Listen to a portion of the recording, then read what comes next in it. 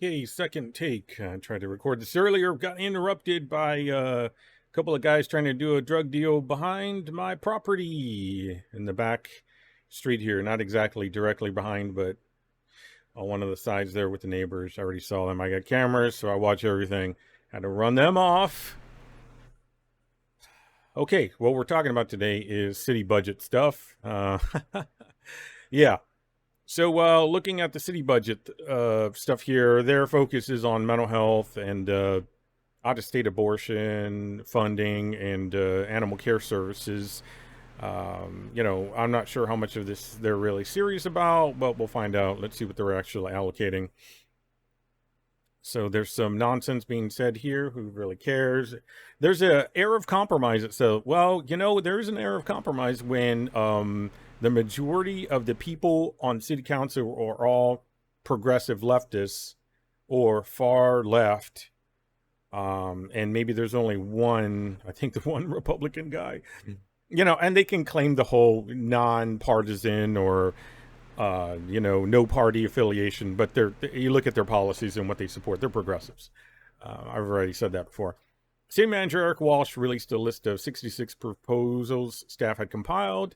Yeah, great. Okay. Tallied the first year cost at more than 36 million. Some of the requests overlap, blah, blah, blah. Here's one key thing. City staff expect to have 20 million more on hand than what they had anticipated when they first presented the budget. So they made a profit. That's good. Made a profit off of the city. It tells you that we are a business. We should be run like one.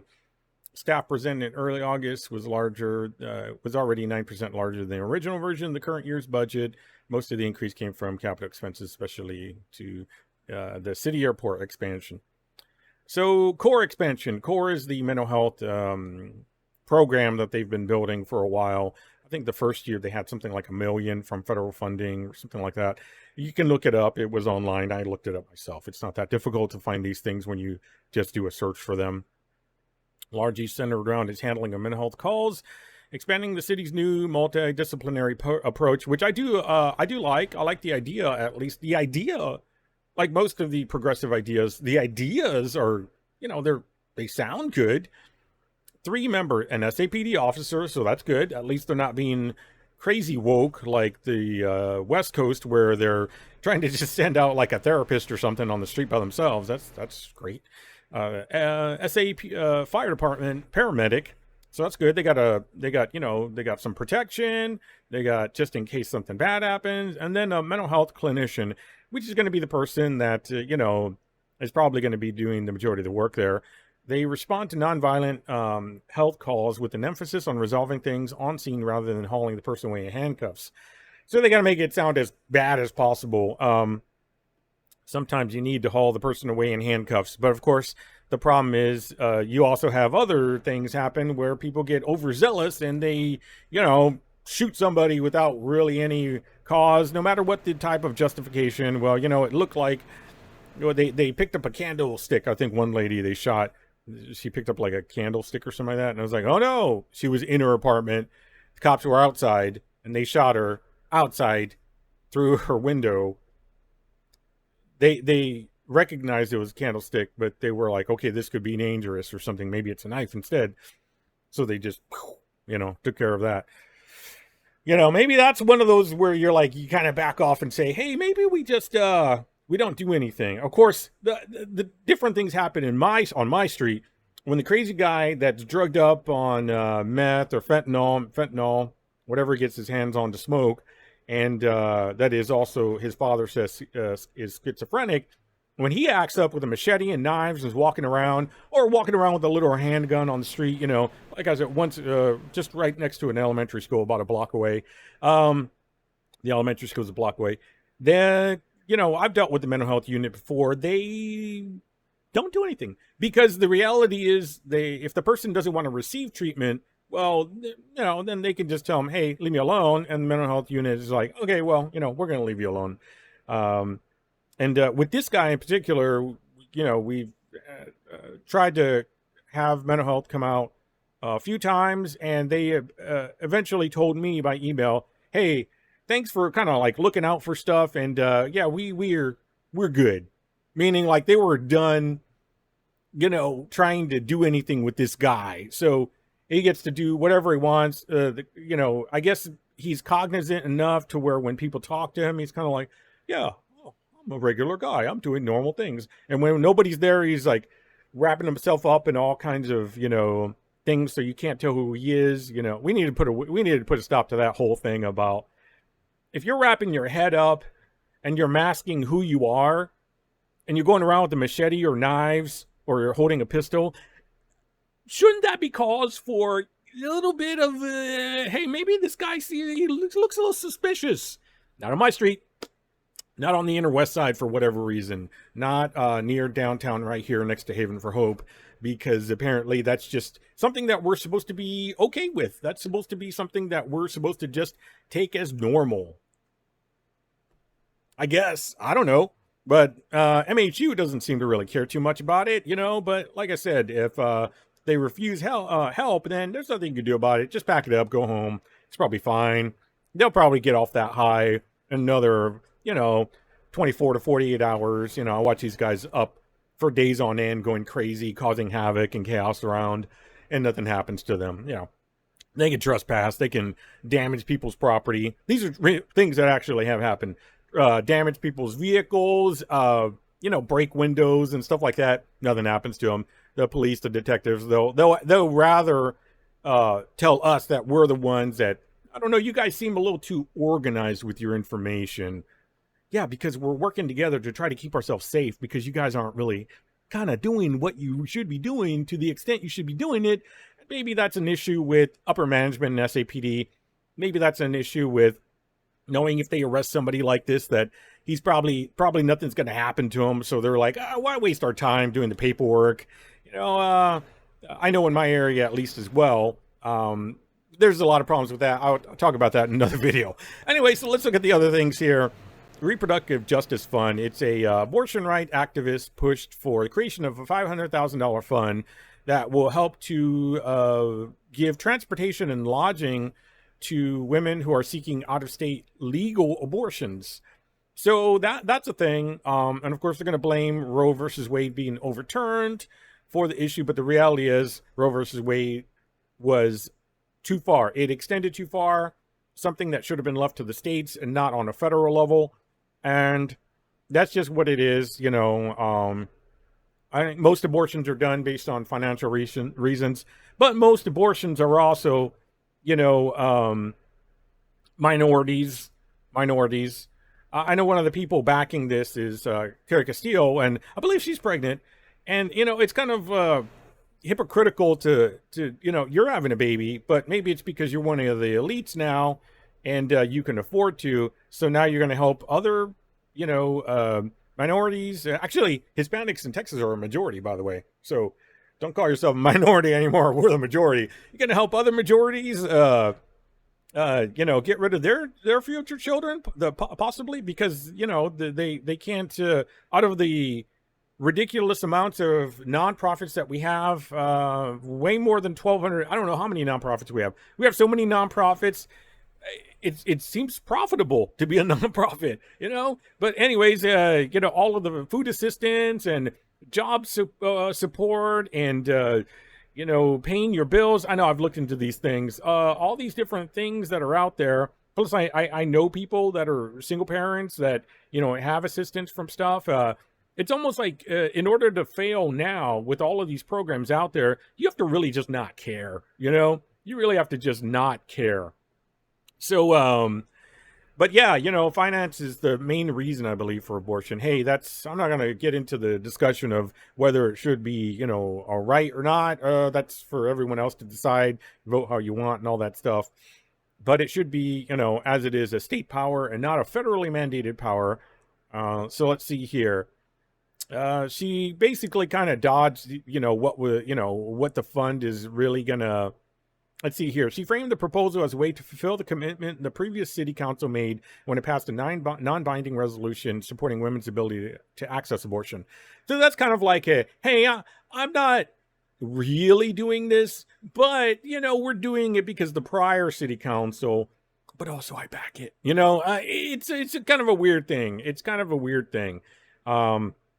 And of course, a lot of the normal, all the other, most of the all the other district council people. I have to say people because most of them are actually women, and one or two guys in there, and even them, like John Courage, most of them, they all support this. It's a Democrat run thing, or a leftist or a progressive. So that's just what it is. Most conservative member from District 10 was the only one to speak against the idea, right? Because conservatives have to play the bad guy. We don't, but we just stand up for the values that we have, which apparently is not the in thing, and so therefore they're the bad guys. But when you look at it, America really is based off of the idea of the little guy going against the big guy who's trying to bully everybody into whatever they want, such as taking taxes and all that. And this is kind of one of those things where we're taking money from the city. They have an excess of 20 million or whatever. I suppose they could just throw another, why don't they put another million on this? I don't know. Hey, we're throwing money around.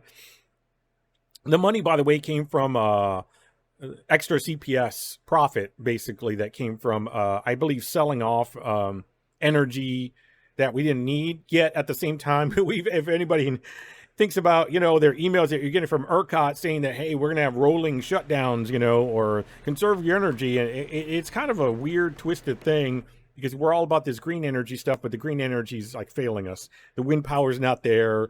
It's just not in the times when we need it. So, doing something logical that makes sense, that's, proven to be actually really safe, which would be nuclear. That's actually green energy. The way of containing all of that is 100% well documented and tested, and the science is out there for that. Hey, the science, right? But who trusts that anymore? Thanks COVID and Fauci for making everybody not trust science. But the reality is, nuclear is actually pretty amazing, and it's what we really need in order to our digital society. It's what we need to handle our resources, especially if you have the government trying to push EVs, electric vehicles, on everybody. You probably should shore up the grid for that kind of thing. Lest we become the next little LA, little Cali, where we're having rolling blackouts all the time, where we never really had this problem before.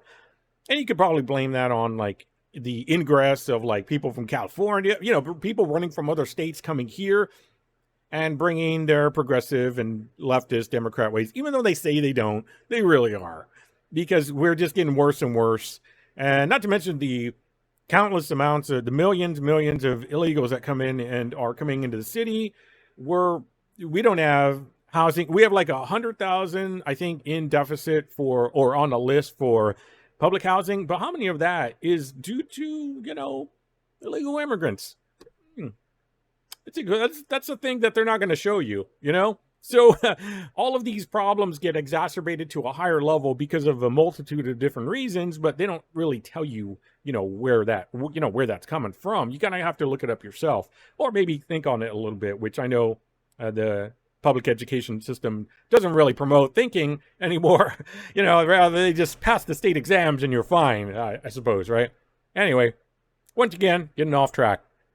Let's go back. Animal Care Services, they're going to receive, they're in line for a 26% bump to their budget, which I think is badly needed. I think everybody probably agrees on this without too much of an issue.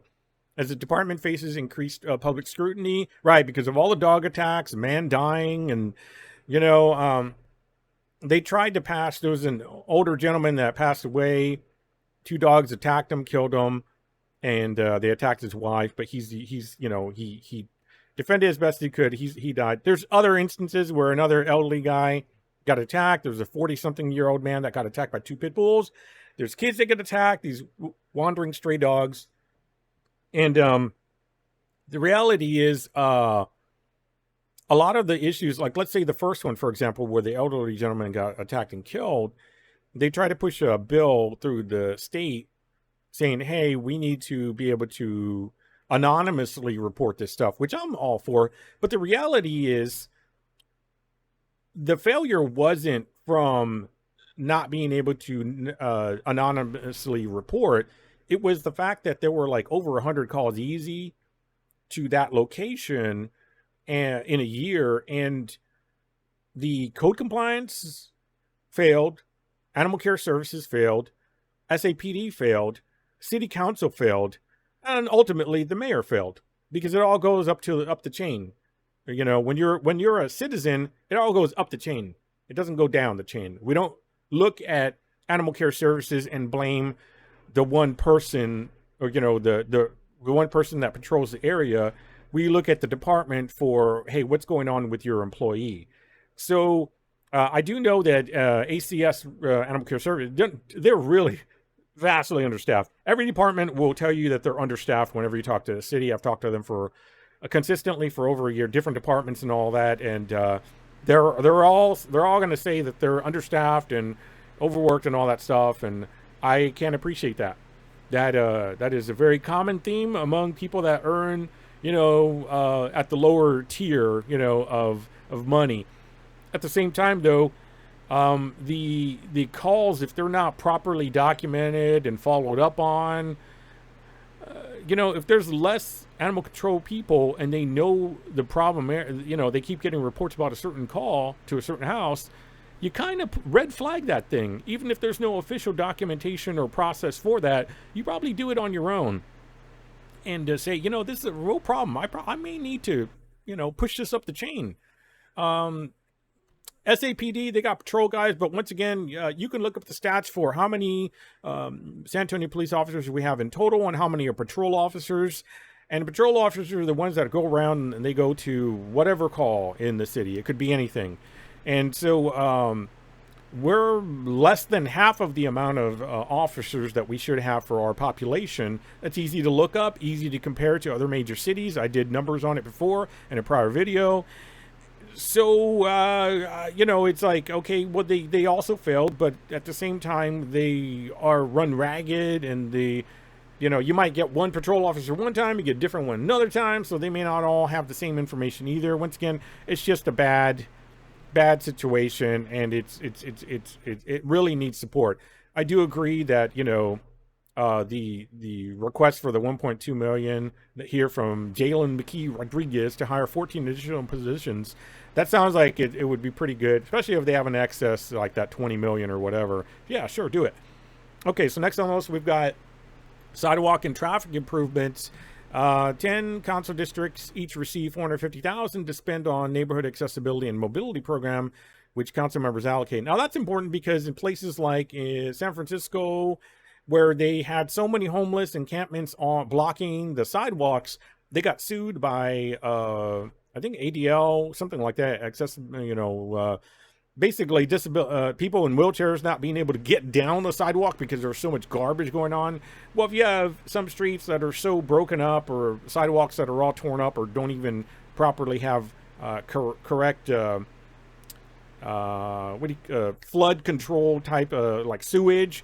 I know some streets where they've complained that the water is pooling up. Anytime it rains, water just pools up in front of this one person's yard. They were showing it on the news a couple months back. And it's just, it's in these neighborhoods that have been around forever and ever that are low income on the west side, which apparently that means, hey, we're not really going to do as much as we need to because there's so much to do. I do kind of agree here that the money maybe should go to a large pool and get doled out based on the severity of the issue. What I don't agree with is the equity matrix, because these things are usually absolute garbage.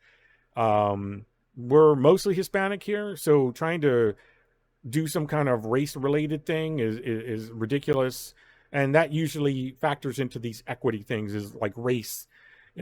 Just find out what the major issues are and put them on a priority list. If you have flooding so bad that it's overtaking people's yards, that's probably going to be up there a bit, It's going to, might be, so yeah.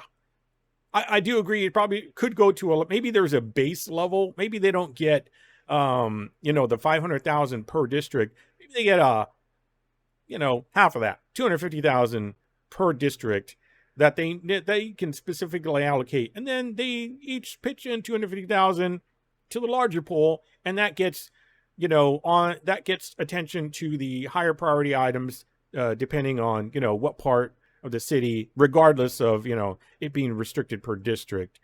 I'm sure those ideas have come up, and instead they're going to go with some kind of weird equity matrix, which they don't explain here, and I'd have to go look it up.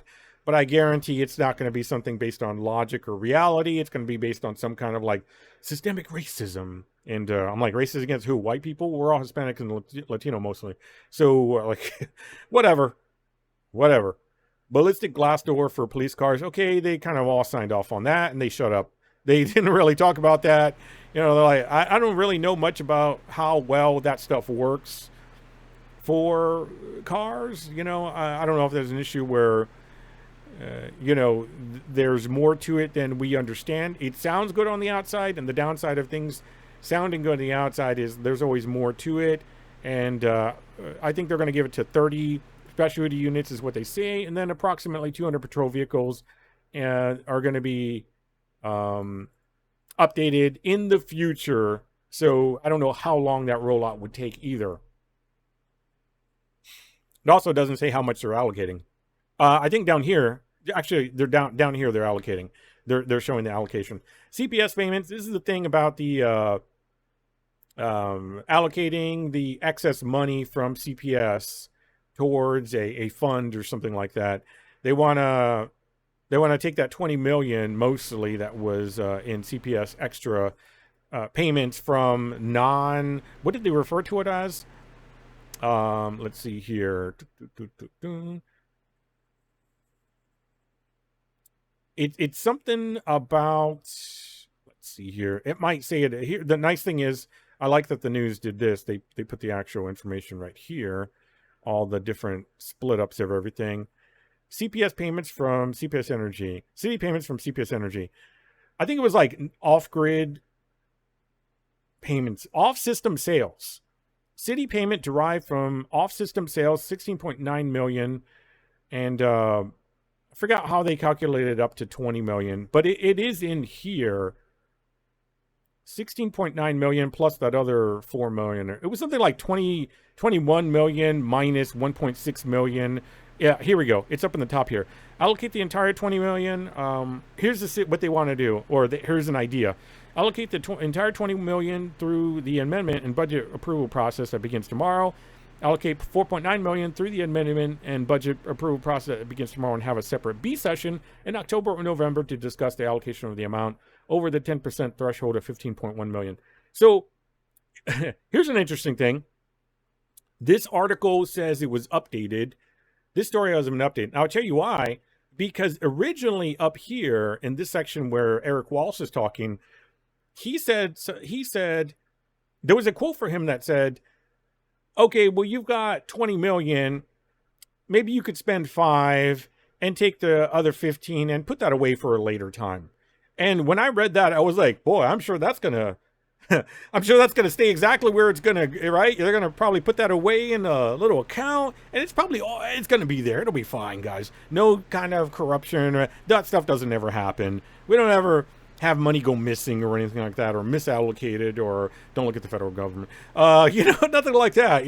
Don't look at payments out to Ukraine where money is magically appearing and disappearing. Whatever. Anyways, but so I guess they didn't. They also thought that sounded really bad. Maybe somebody from the city reached out and said, hey, don't take that out of there. I didn't say that, okay? I don't want to look bad here.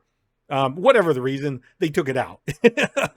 Thankfully, I read it at the time, and I quoted it somewhere else, and so I had the actual quote. I'm not going to bring that up, though. I just gave you the gist of what it said.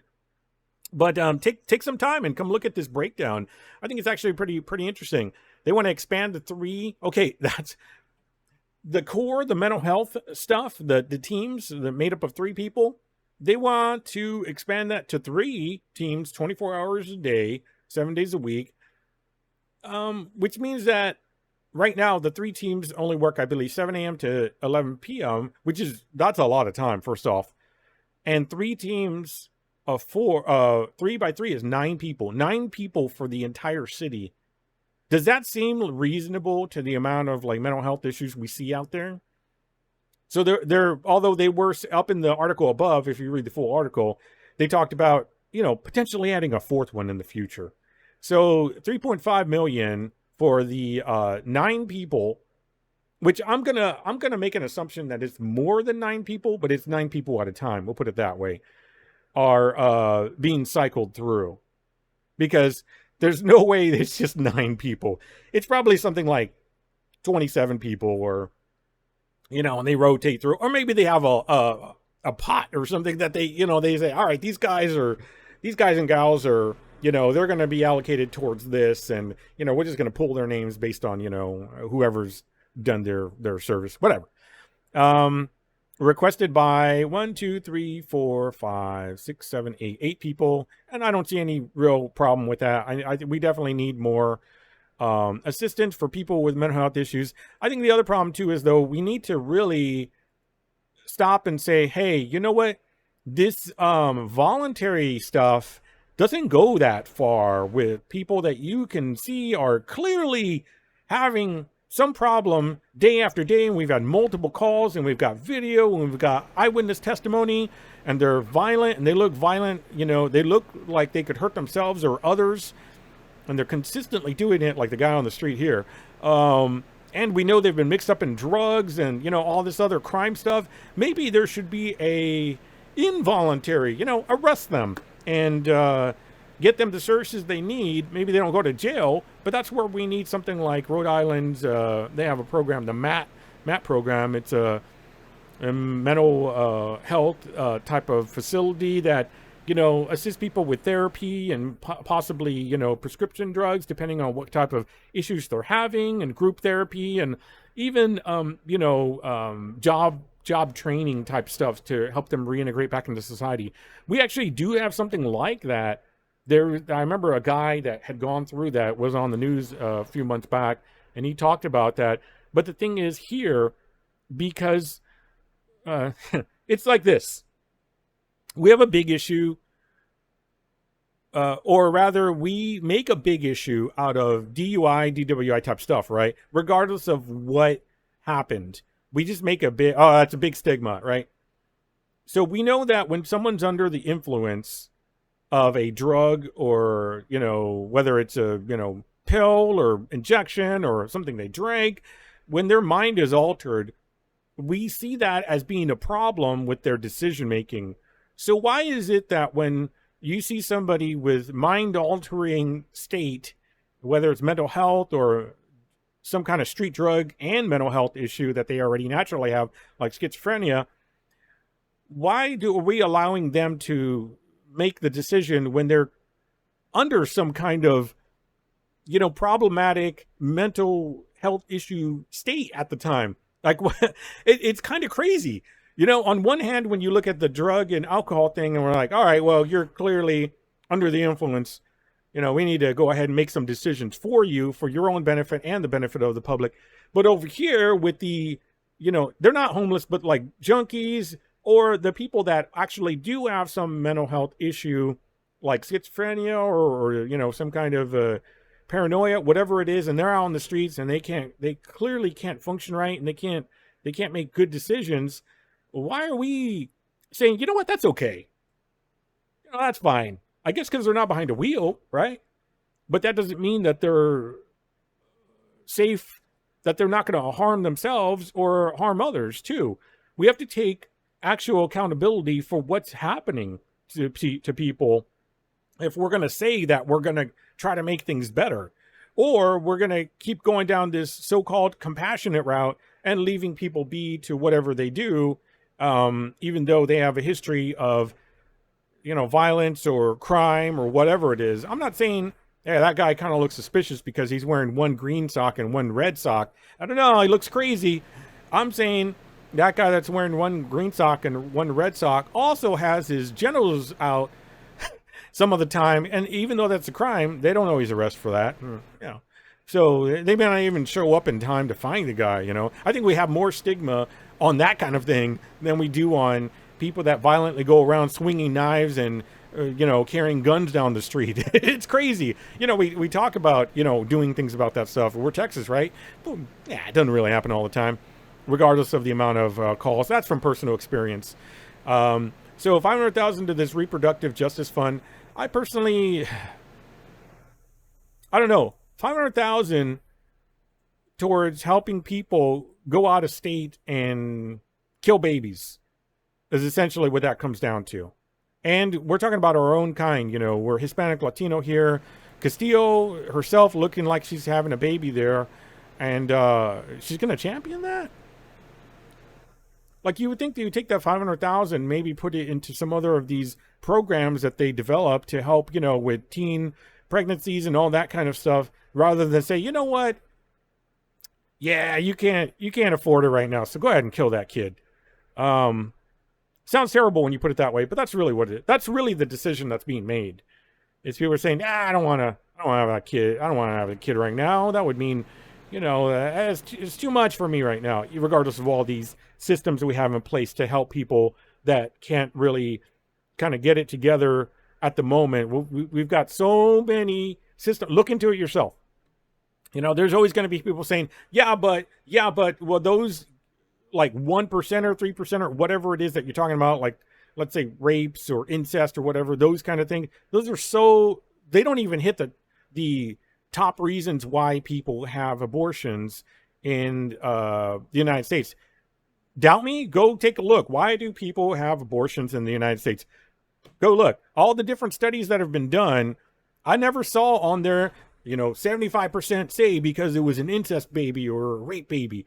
All of the top like 3 or 4 issues are funding related, financial related, which is a big telling issue right there. Maybe go and look into that, and maybe that's also just being used as an excuse. It's hard to really say, because if you're going to ask people to be truthful with them, they might be embarrassed about why they don't want to have a child at the time. They may say something that sounds good. So those polls are whatever they are. It's just, should we be doing this kind of thing? I don't know. I don't know. I do know that that's 500,000 being allocated. Should be more, should be less. That's a good question. I don't know. So here, create an opportunity home accessibility and operations fund to provide key minor maintenance needs for public housing residents. They're allocating $3.5 million. Here's the thing. I know that Lincoln Heights and the Apache courts, the different courts that are out there, they're basically public housing stuff. They all need to be renovated. I know on the list first is Apache, and then Lincoln Heights. Lincoln Heights was really trying to push that. I know I went to some of those meetings trying to push funding for it. They didn't know where to get funding. An Opportunity Home basically said, look, we don't got the funding. We don't got the funding for it. The city's not giving us the funding. The city's going to allocate $3.5 million. Why don't they take some of that $20 million and throw that in the kitty? Why only, if it's a big need, and if you haven't gone down to one of these places, you should. And make sure that you go during the day, and maybe somebody to take you through the areas that are not the place where you may get shot in broad daylight. And if you think I'm kidding, you're absolutely wrong. Whatever's going on my street, it may be bad. I have drug deals going on in the back alley. I got mules on the front street going back and forth from Haven for Hope and the apartments right there, right next to Haven for Hope. Those apartments where a lot of violence and crazy things happen as well. Just look up the crime for that area. I got, I've got all kinds of crazy stuff on my place. The courts are way worse. And on a heat map for like Narcan use to tell, how do you know when the wind blows? You see the leaves, move, you see branches sway, that kind of thing. Maybe trash rolls down the street if you live where I live, because the area gets so trashed that trash just blows down the street like we're in the Wild West, and they're... like there's a ball of like a tumbleweed going in his trash. It's sad, and it pisses me off. And there's stuff that I help with doing. There's stuff that neighbors help. I wish they would help more, but you can't force people to do things. They have to see it for themselves. But yeah, these courts or whatever if you want to call them that, public housing, like big apartment complex, they need the funding. So why not throw more money in there and really actually help out? Or don't put some of that money into the future funding for them when they're going to be renovated, when they're going to be redone. Lincoln Heights gets flooding through the middle of it because there's a creek that runs through the middle of it in a flood zone. It's a terribly done location for that much housing, and it probably shouldn't even exist there, to tell you the truth. But they want to try to redo it. So, you know what, maybe throw 15 million over that way and say, you know what, call it a day. But when you really want to help people, this is how you know when you really want to help people versus just saying it. It's all the actions, you know. ACS is getting 1.5 million additional marketing for animal care services, right? They're talking about like probably spay and neutering, that kind of stuff. There's 500,000 for spay and neuter. That's crazy that that's the exact same amount for the reproductive justice fund. Yikes. Increase city council infrastructure funds in the capital budget by 250 million, 1.25 million total. Increase city council infrastructure funds. So infrastructure would have to do with like roads and, you know, flooding and probably stuff like, you know, cutting the, cutting trees that go over like power lines or near them when they're in the street. You're, as a resident, you have to pay for that yourself if it's like your property or whatever. Yeah. Code enforcement tool shed, that's where they lend out, you know, lawnmowers and all that kind of stuff. Look through the rest of it. Senior assistant pilot program, it's a 3-year plan to respond to all critical calls by 14 positions, 1.2 million. So I guess that 1.2 million is going over 3 years, but it only shows funding for 1 year. Next year it's going to be 1 million. Big Brothers Big Sisters fund maintaining current level of consolidated funding, housing. So there's a lot of line items here. Any Baby Can funding to maintain current level of consolidated funding. Any Baby Can. So that's probably something you should look into. What is that versus like, why is that only 57,000 versus 500,000 for, you know, killing babies? Hard to say. Air Service Incentive Fund. Yeah. Look through this stuff. Increased litter collection for Martinez Creek. It should be determined. Teen court to operate year-round and increase capacities. Yeah, that probably should be more. They should really increase 2 positions, add 40 more positions. How many kids are killing each other? And anything underneath, you know, the age of adult is kids. So when you get to a certain point, though, you know, over 16, you're probably not really a kid anymore. You're more of a young adult, you know, but we'll just still call them kids. Installation of new mural, diabetes continuum, blah, blah, blah. Okay, yeah, so that's going to end it here. I've run long, and I'm trying to... there's no scripts for these. Sorry about the lack of great, you know, structure to them. But, you know, hopefully as this goes along and if they, you know, kind of build in view and all that, I'll be able to do better with this stuff. But these are things that we don't really focus on or hear too much about, and they're not really gone in depth too much. So hopefully this prompts some people to look into and talk about these things if you go to any city meetings. To kind of hold people to their word and ask them, you know, why are we doing these? Why are we allocating this much money? And why aren't we doing other certain things? So thanks for watching, and share this.